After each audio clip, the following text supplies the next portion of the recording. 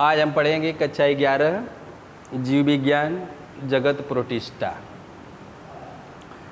जगत प्रोटिस्टा में सभी प्रकार की यूकैरियोटिक एक कोशिकीय सूक्ष्म जीव को रखा गया है। इसमें डायनोफ्लैजिलेट्स, डायटम्स, अमीबा, यूग्लिना आदि को रखा गया है। इनमें से कुछ जंतुओं के समान, कुछ पादपों के समान, कुछ कवकों के समान लक्षण मिलते हैं। प्रोटिस्टा शब्द का प्रयोग सन 1866 ईस्वी में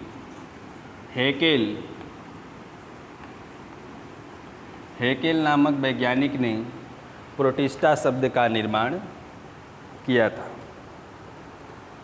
प्रोटिस्टा प्रोकैरियोटिक मोनेरा तथा जटिल संरचना वाले यूकैरियोटिक बहुकोशिकीय पादपों, कवकों व जंतुओं के बीच एक कड़ी बनाते हैं। अब है कोशिका संरचना। कोशिका संरचना यह एक सत्य कोशिका संरचना है जिसमें कलायुक्त अंगक होते हैं, जैसे केंद्रक, माइटोकॉन्ड्रिया, कोशिका कला, गाल्गी काय, अंतःद्रव्यी जालिका। केंद्रक में केंद्रिका भी मिलती हैं। चलन के समय कशाभिका और पक्षमाभिका पाए जाते हैं, जैसे क्लेमाइडोमोनास युग। अब जो है कोशिका संरचना, यह एक सत्य कोशिका संरचना है जिसमें कलायुक्त अंगक मिलते हैं। इसमें माइटोकॉन्ड्रिया, कोशिका कला, गाल्गी काय, अंतःद्रव्यी जालिका, केंद्रक में केंद्रिक भी मिलता है। छलन के लिए कोशिका भी, पक्षमा भी और कशाभिका पाए जाते हैं, जैसे क्लेमाइडोमोनास, यूग्लिना, पैरामीशियम आदि में। चलन प्रोटिस्टा में 3 प्रकार से चलन होता है। पहला कशाभों द्वारा, जिसमें अमीबीय गति होती है, और यह सीलिया द्वारा जो है पैरामीशियम में गति होती है, और पक्षमाभ जो है यूग्लिना में गति होती है। बारी बारी से हम देखेंगे। कशाभों द्वारा यूग्लिना में डायनोफ्लैजिलेट्स तथा यूफ्लैजिलेट्स में, इनमें कशाभ आधार के शीर्ष की ओर सर्पिल तरंगें होती हैं। सीलिया द्वारा ये छोटे संरचनाएं हैं जो एक साथ एक दिशा में गति करते रहते हैं, जैसे पैरामीशियम।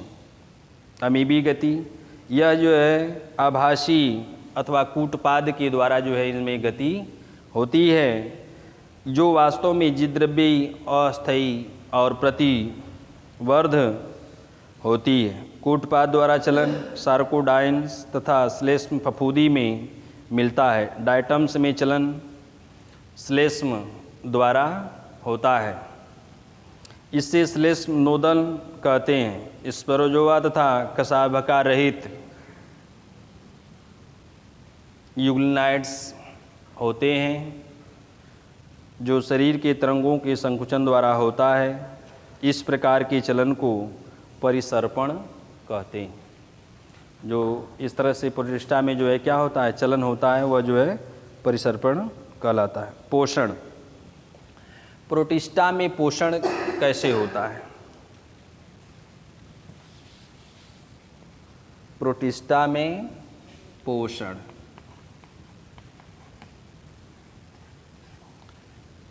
कैसे होता है? देखिए, यह प्रकाश संश्लेषी अथवा पादप संभोजी ये स्वपोषी होते हैं, जैसे डायटम्स, यूग्लिना, क्लेमाइडोमोनास।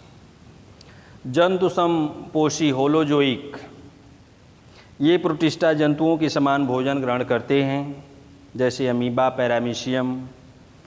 परजीवी, ये अपना भोजन दूसरे जीवों के ऊपर रह करके अपना भोजन करते हैं, जैसे प्लाज्मोडियम, ट्रिपैनोसोमा। Plasmodium, Trypanosoma.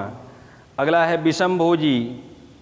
ये जीव प्रकाश संश्लेषी और मृत जीवी दोनों प्रकार से भोजन करते हैं, जैसे युगलीना।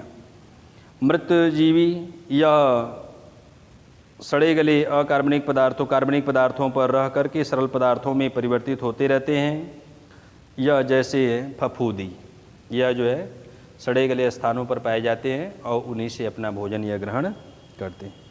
अब हम पढ़ेंगे जनन। प्रोटिस्टा में जनन कैसे होता है?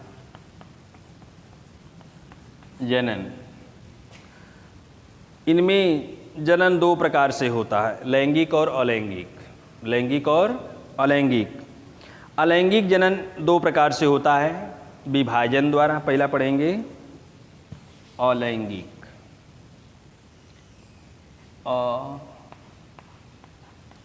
अलैंगिक।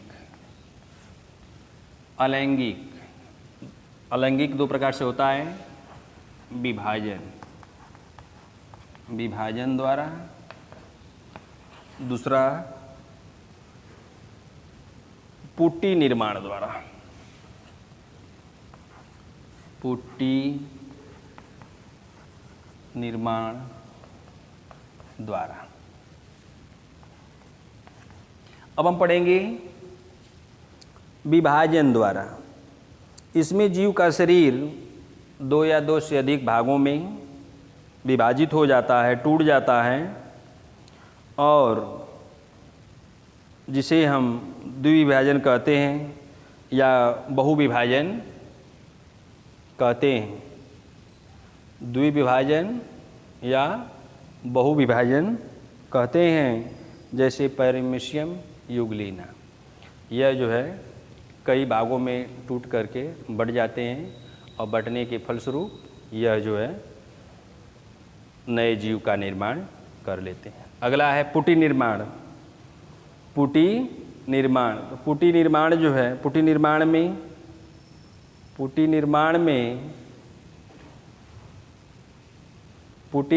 में जो है